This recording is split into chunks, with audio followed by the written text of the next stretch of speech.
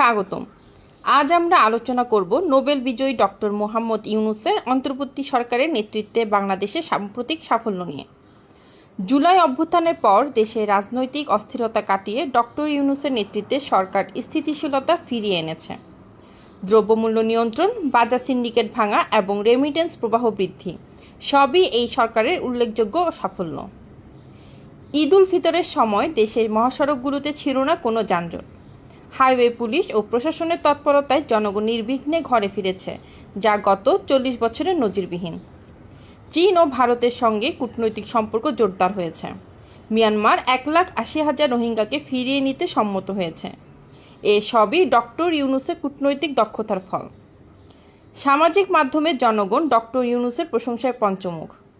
অনেকেই চান তিনি আরও অন্তত 5 বছর ক্ষমতায় থাকুন, যাতে দেশের উন্নয়ন অব্যাহত থাকে। ডক্টর ইউনূসের নেতৃত্বে বাংলাদেশে এই অগ্রগতি আমাদের গর্বিত করে। তার দূরদর্শী নেতৃত্বে দেশ এগিয়ে যাচ্ছে নতুন সম্ভাবনার পথে। ভিডিওটি ভালো লাগলে লাইক দিন, শেয়ার করুন এবং সাবস্ক্রাইব করতে ভুলবেন না।